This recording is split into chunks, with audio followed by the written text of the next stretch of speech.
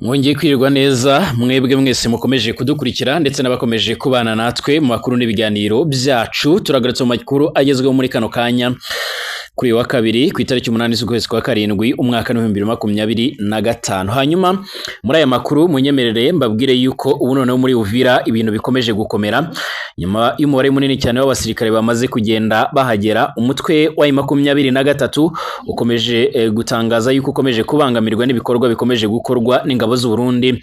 Bavuga yuko nabo bagiye gutangira gushyiraho gahunda z'ubwirinzi ndetse ngo nibaterwa bazirwanaho. Bavuze yuko bagiye gukomeza kongera uburinzi bukomeye cyane ndetse no kongera abasirikare mu bice bya Goma ndetse na Bukavu, nyuma yuko nabo bamaze kumenya amakuru agendanye cyane cyane n'ibitero bikomeje kugenda bitegurwa na Perezida Félix Antoine Tshisekedi Tshilombo. Hanyuma ndakubwira ibyamaze gutangazwa na Minisitiri w'itumanaho n'itangazamakuru Bwana Patrick Muyaya, akaba n'umuvugizi wa guverinoma ya Repubulika Iharanira Demokarasi ya Kongo. Hari byinshi amaze gushyira ahagaragara, ariko kandi muri raporo nshya impuguke za ONU bamaze gutangaza neza yuko FDLR by'umwihariko yaba yariyongereye cyangwa se umubare w'abasirikare bayo baba baramaze kugenda biyongera. N'ibindi byose byamaze kugenda bivugwa cyangwa se bikomeje kugenda bitangazwa tugiye kubigaruka muri kano kanya. Reka nongere mbasuhuze abantu mudukurikiye cyane cyane abari mu Burundi mu bice bigiye bitandukanye, abari Gitega, abari Bujumbura, abari Bururi, abari mu Kayanza, mu Cibitoki, abari Ngozi, abari Mwaro ndetse n'ahandi hagiye hatandukanye. Ndabifuriza ibihe byiza cyane. Abari mu Rwanda, muri Uganda, Tanzania, Kenya ndetse n'ahandi, abari mu Burengerazuba bwa Afurika, abari hirya no hino mu isi mu bihugu bigiye bitandukanye, mbifurije ibihe byiza cyane. Mbibutse gukanda subscribe ku bageze hano bwa mbere kugira ngo mujye mubona amakuru n'ibiganiro byacu mu buryo bworoshye cyane.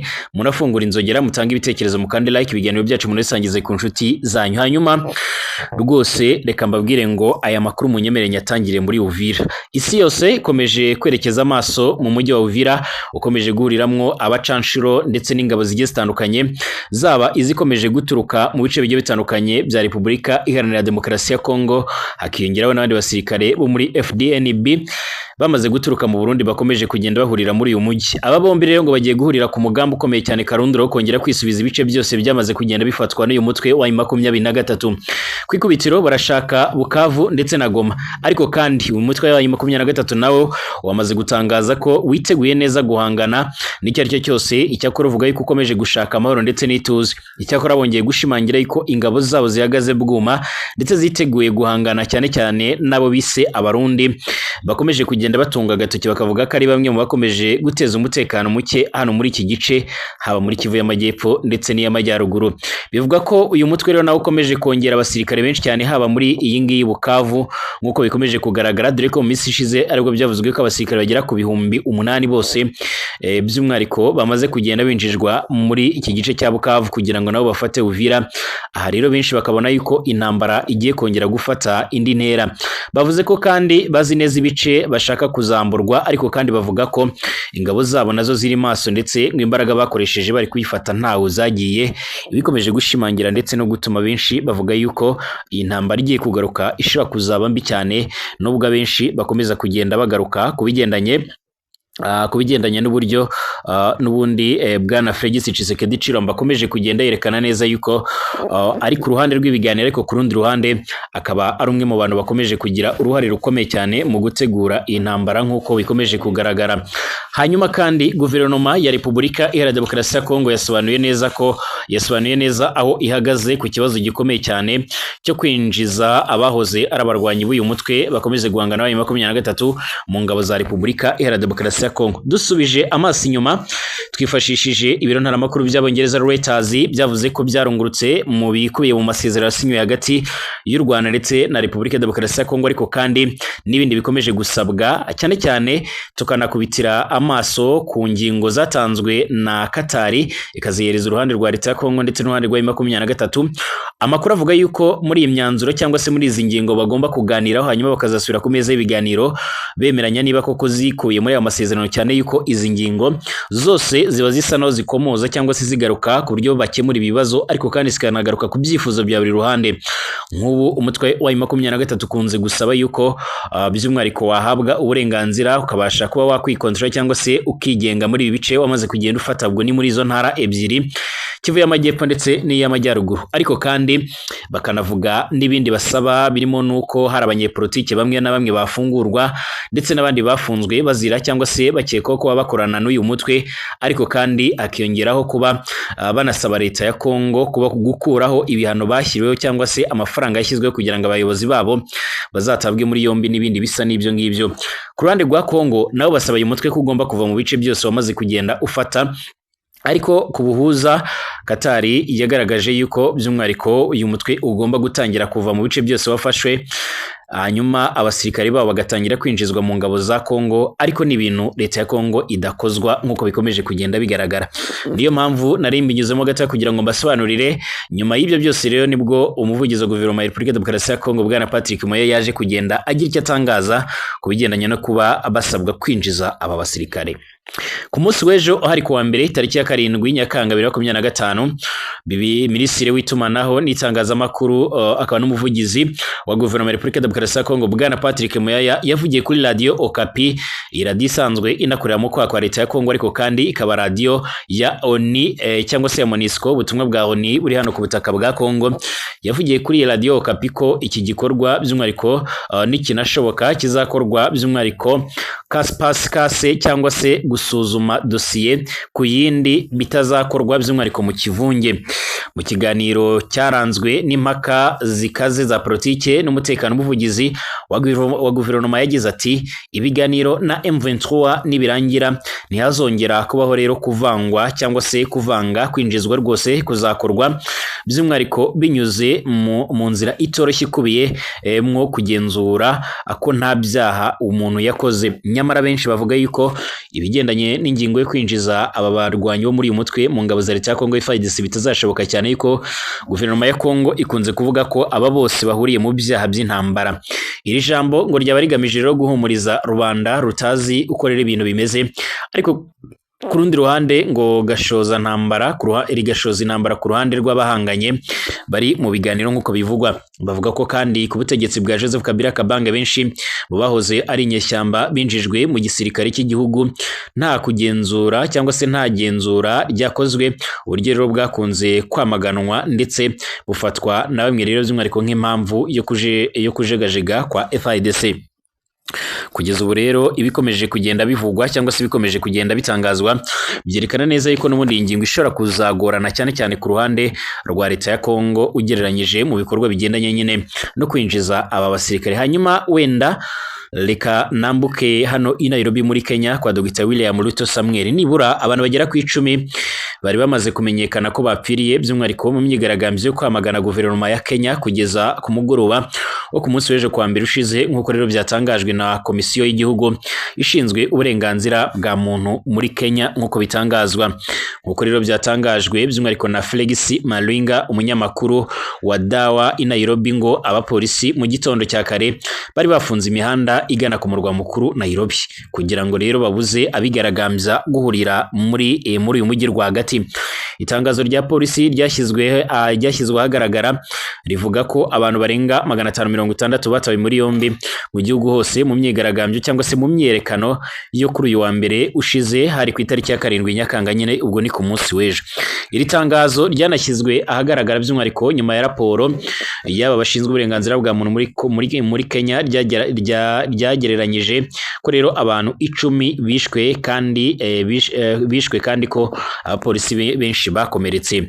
Kuri uyu wa mbere rero abigaragambyaga bibukaga imyigaragambyo yo ku itariki ya 7 Nyakanga by'umwihariko izwi ku izina rya Sabasaba, imyigaragambyo ya mbere ikomeye cyane muri Kenya yabaye nyine mu myaka 35 ishize nk'uko bigaragara. Hanyuma reka nitse kuri iyi nkuru ntigeze ngarukaho cyane y'uyu muhungu wa Yoweri Kaguta Museveni, akaba umugaba mukuru w'igisirikare cya Uganda General Kainerugaba Muhoozi. Iyi nkuru yakomeje kugenda ivugisha abatari bakeya. Yagize ati ntitwigeze duteganya gutera Kongo, iyo tubigira tuba twarageze i Kinshasa. Uyu ni General Muhoozi, uyu mugabo usanzwe ari umugaba mukuru w'igisirikare cya Uganda nk'uko bigaragara. aherutse gutangaza andi magambo akomeye cyane aho yafashe igisirikare cya Kenya KDF hanyuma akavuga yuko kirutwa n'icya Kongo inshuro 10 kuko bikomeje kugaragara. Abategetsi b'igisirikare cya Uganda barakana uruhare rwabo mu kibazo cy'umutekano muri Repubulika ya Demokarasi ya Kongo, mu gihe abanyekongo bakomeje gushidikanya ku bigendanye n'impu ebyiri za Kampala by'umwihariko kubibera iwabo. Raporo y'impuguke z'umuryango w'abibumbye ni iherutse gusohoka mu minsi ishize yatangajwe bwa mbere na bya biro ntaramakuru by'Abongereza Reuters, yo yavuze yuko iyi raporo yikije kuwitwa Colonel Kayini Innocent uri mu bahoze muri M23 ariko kandi akaza gushinga umutwe wikorera mu ntara Ituri, ahasanzwe hari n'ingabo nyinshi za Uganda zikorana n'iza Congo muri Operation Suja, ariko kandi banavuga ko ari bamwe mu bagira uruhare cyane muri ivyo bikorwa. Nyamara aba nabo bo ku ruhande rwa Uganda bari muri Congo mu rwego rwo kurwanya umutwe witwa ADF usanzwe urwanya ubutegetsi bwa Uganda, kwanagaye ibitero muri Uganda kwanibasiraho mu bwoko bw'Abahima. Uyu mutwe kandi warashyizwe ku mwanya wa mbere mu mitwe ikomeje guteza ikibazo gikomeye cyane ku butaka bwa Congo, kuko urangwa no gusenya inzu z'abaturage, kuzitwika, kwica ndetse n'ibindi bisa n'ibyo ngibyo. Mu minsi mike ishize ari n'inkuru yasohotse ivuga yuko mu mezi 12 yose ubwo n'umwaka abantu bagera ku 1500 bishwe n'uyu mutwe, abandi bati ngo zabo. Hanyuma muri raporo yabo iheruka, impuguke nyene z'umuryango w'abibumbye zatunze urutoki Uganda, zivuga ko rero yaba yarohereje abasirikare bashya barenga ibihumbi ba UPDF mu mujyi wa Bunia ho muri teritwari ya Mahagi ndetse na Jugu muri Ituri, ariko batabanje rero kubiherwa uruhushya na Kinshasa.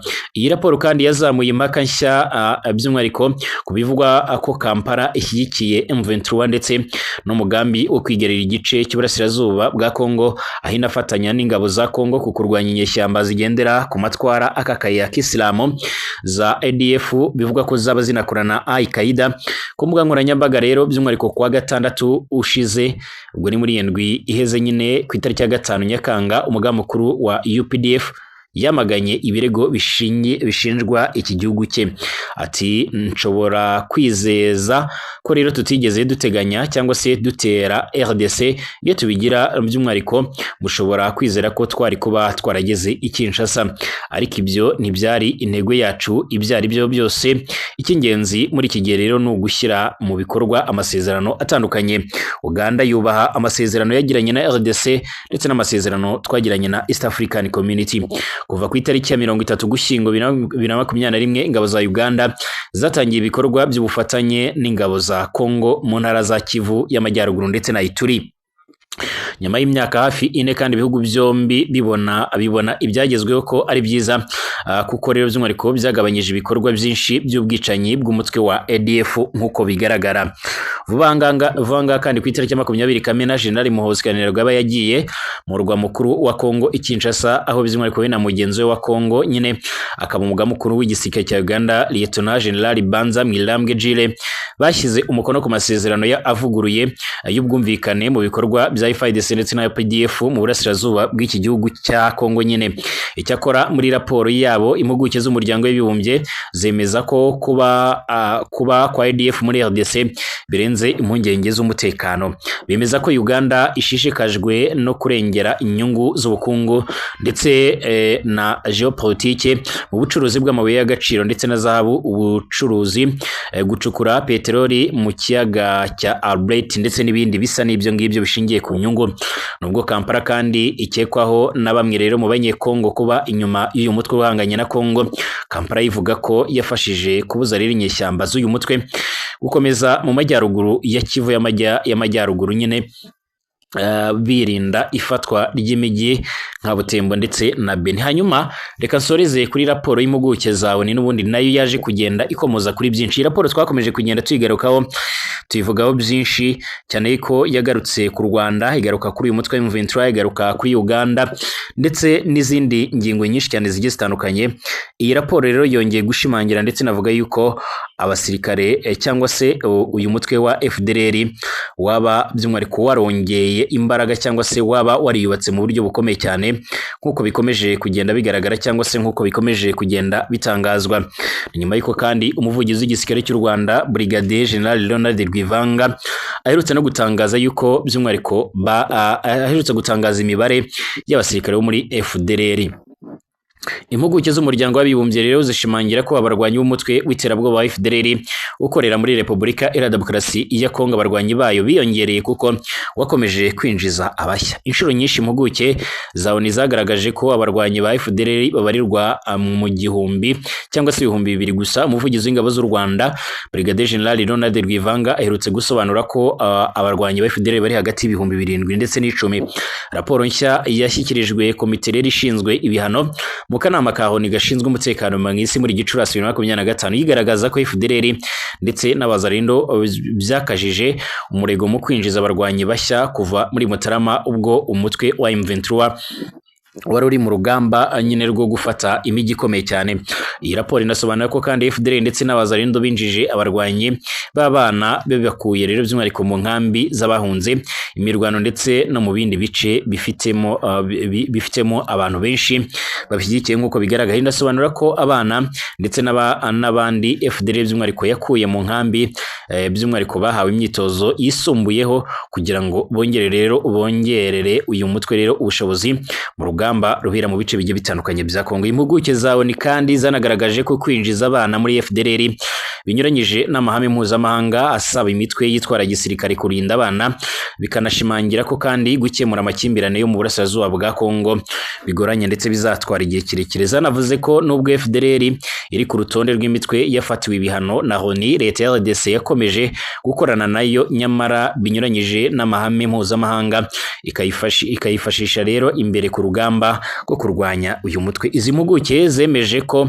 muri Nzeri 2024 ubwo ingabo za RDC zagabaga ibitero kuri FDLR kubera igitutu cy'umuryango mpuzamahanga, umubano w'impande zombi wajemo agatotsi ariko kandi wongera kuba mwiza nyuma y'igihe gito bigizwemo uruhare na General Major Peter Chirumwami Nkuba uhoze ari Buramatari cyangwa se ari guverineri w'intara Kivu y'Amajyaruguru wari ufite ibiro i Goma ariko akaza kurasirwa mu bice bya za Mugunga nk'uko bigaragara mu gice cya Mubambiro aho yarashwe n'abarwanyi ba M23 hanyuma agahita hasiga ubuzima. Byemezwa ko kandi uyu nguyu ari umwe mu bafashije cyane cyane guhuza ingabo z'u Burundi na FDLR ndetse na Kongo nyine kugira ngo bakorane.